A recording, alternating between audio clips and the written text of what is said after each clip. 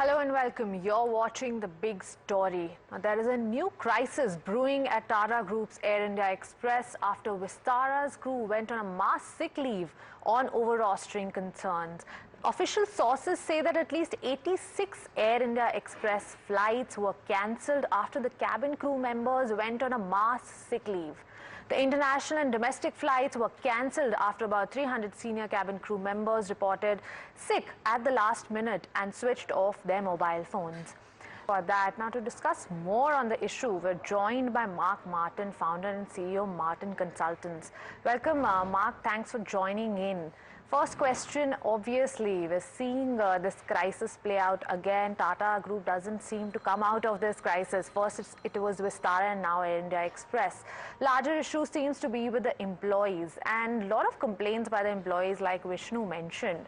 How do you think this is going to play out from here on? Hi, Smriti. Good afternoon. Thanks for having me. I think we have to understand one thing very, very clearly this is not something new. This has happened with Vistara, this has happened with Air India, and this has happened with Air India with an SIA sitting on the board. So the issue here has got to do with their ability to manage people, taking people into confidence, assuring them, and ensuring a level playing structure.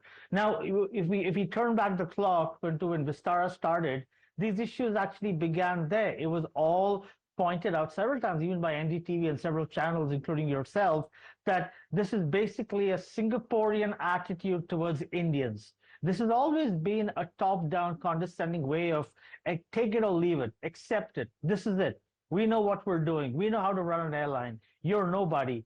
And a lot of this is actually manifested and snowballed into it today. Vistara has been a disaster from the time it started. The Singapore Airlines filed in the Singapore Exchange continuous losses of Vistara Airlines. That's why they had to merge it into Air India. Now, Air India Express, Air Asia merged together. This is again a subset of Vistara. Again, it's the same, it's history repeating itself.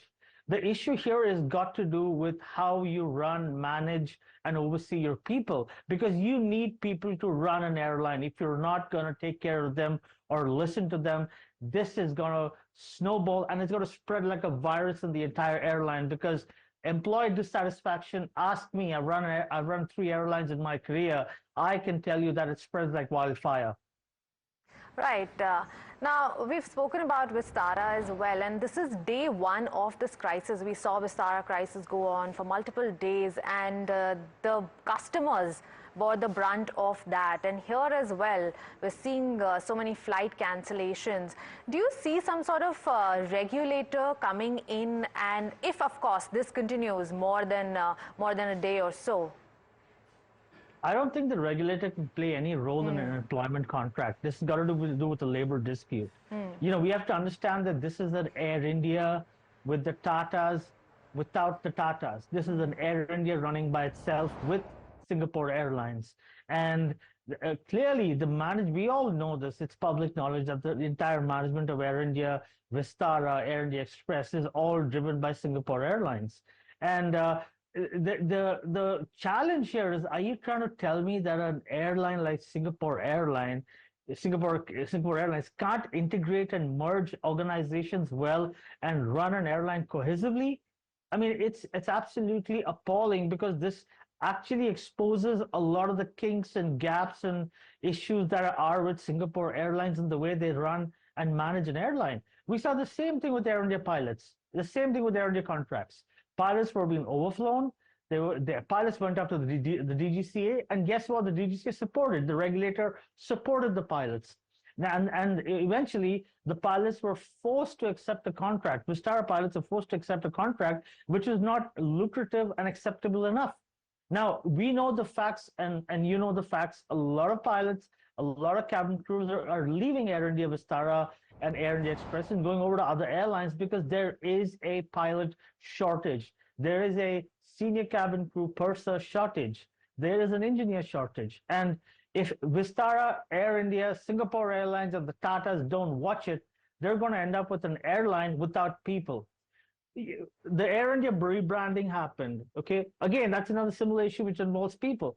You've got this new Air India with the new branding and the new cabin crew with the new uniforms, And 95% of the old Air India still flies and runs the way it did 20 years ago. I mean, don't you think it's right that you start merging it from the bottom and integrate all your organizations and operations into one? It's common business knowledge, but they're not doing it. There are no shortcuts to running Air India, Smriti. There are no shortcuts to this. You got to roll your sleeves, get down and dirty, sit with your people, come with a solution and make it work. Remember, this is not the first time you've seen mergers in India. Air India, Indian Airlines merged in 2008. Right. Okay, when Mr. Vajpayee from the BJP party created the Air Corporation Act, which is a revolutionary policy, we saw airlines merge together. We saw Jet merge with Sahara, right? We saw Right. Kingfisher merge with Deccan. Did we ever hear of people, labor issues or employee contracts or dissatisfied people? We never did. That's because that was a time where Right. where companies and managements were more mature, and that maturity has to come now to Singapore Airlines, Air India, Vistara, and this new airline juggernaut that we've created. Right, absolutely. Well, hold on, Martin. In the latest update, we're given to understand that Air India Express Union has now written a letter to the Tata chairman. Pragati is joining in with exclusive details from the letter. Pragati, what can you tell us? Yeah, hi. So what we've gathered so far is that there was a letter by Air India Union employees sent to Tata Sons chairman on 26th April. So let me be very clear that it's a dated letter. But since that letter was sent with the intention of voicing concerns at Air India Express, especially with the employees, it helps us understand as to what could be the possible reasons of this event that has happened during the day of flight cancellations and cabin crew going on sick leave on Masai. Now, from the letter, which is dated 26th April, we know that the union has voiced its growing unrest and dissatisfaction among the employees. Top four things that have been highlighted. There are like 7 or 8 things highlighted in terms of concerns, but top 4 things that we are understanding is that the Air India Express employees were not happy about the terminations that were taking place at the organization. In the union letter, it has been alleged that despite assurances from Finance Minister Nirmala Sitharaman, terminations happened at the organizations. People were forced to leave it despite being fully equipped and well versed with their training and all other metrics in place. The next, they have expressed the concerns in terms of hiring. They have alleged that people have been brought in from the outside at relatively lower pay with less qualifications as well, when the inside staff or the in-house talent pool of Air India Express was well equipped to handle the operations at Air India Express. The third concern that have been raised are the remuneration concerns.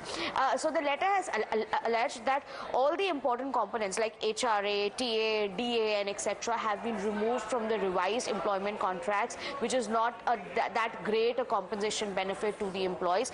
And the fourth thing that has been raised is the improper implementation of standard operating procedures. Now the letter alleges that even when the SOPs were rolled out, they were not being implemented properly, and there was a lot of mismanagement overall happening at Air India Express. So while the letter is old, it is dated, it does give us a sense of what might have gone wrong as to why the cabin crew and some other staff has gone on sick leave. That's a basic sense that we are getting, but we're yet to get more latest updates and we'll come back to you on that. Right. Thank you, Pragati, for that. Coming back to you, Mark, on this, we heard Pragati talk about a lot of issues. Now, it seems like there are execution issues as well. Pragati talked about how there are SOPs, but they're not being followed. You talked about some attitude issues in the management as well. But talk to us about the integration, the process of this integration when two entities merge and this sort of integration happens, especially on a human resource level. I think well captured by Pragati and Som in what he said. But we have to understand that when you merge an airline, you need to merge departments and functioning ground up. It can't be something which is a quick fix, or just because you rebrand it, you run each vertical independently and separately. That's never going to happen. It's going to be a disaster. You know, when I said that in India, we've seen mergers work, it's actually worked in the airline domain extremely well. Kingfisher Deccan was a brilliant merger. Jet Sahara was a very good merger. Air India with Indian Airlines, two unionized airlines, two airlines with with legacy assets merged beautifully well, and it functioned fine. The problem here has got to do with attitude, as rightly highlighted by the unions. And imagine the unions have actually presented this to Tata and given them the solution of where to fix.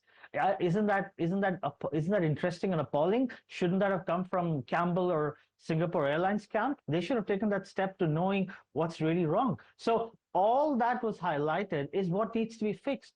You got to have, as I said before, you got to have a cohesive operating system. An airline is an operating system. It's the way you work. It's a transportation system. The more improved your processes are, the more efficient your people are. The right people, the qualified people, the people who are more agile for the job should be brought in and put in the job. And that's exactly what's been happening. That's why we saw the problems with Vistara when they started. That's why we saw problems in AirAsia as well.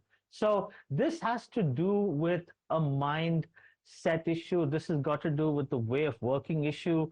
There is no magic wand. Just because you rebrand the airline, it's not a new airline. That's just a sticker you've put on an old building. You have to get down into that building. You got to look at the basement, the foundation, work the structure up, work the reporting system, the way of working, make it into a holistic, fundamentally standard operating system.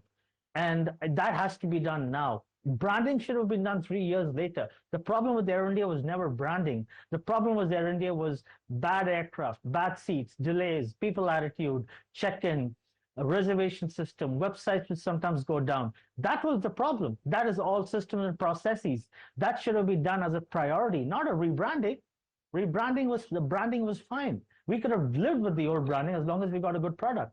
So clearly, Air India needs to stop this window dressing right now. Singapore Airlines has to stop window dressing. They need to roll their sleeves, go down in the airline, fix the problem, go down to the root cause, start integrating, merging, setting the processes, bring in your software systems, bring it in, run it like the way you're supposed to run it. Because if this is how they're running Air India, then God forbid, God bless how Singapore Airlines is running in Singapore. And I'd like to dread to see what their operating system is like. So let's fix Air India, because this has the name India. It takes India to the world. It's ours. It's our pride. It's who we are as Indians. And that has to reflect in our people. And if the people are not going to be happy, we're not reflecting the true element of what India is to the world. Right, absolutely. We'll continue tracking this. But thank you so much, Mark, for talking to us, for all the insights. Thank you for having me. Thank you for having me. Pleasure is Always a ours. pleasure. Thank you so much. But we'll keep a track of how this kind of plays out. And like Mark pointed out, there seems to be an issue in not just implementation, but on the management's attitude as well. And employees do not seem to be taking it well. We're actually beyond that point. But let's take a break for now. Do stay tuned for more news and updates on the other side.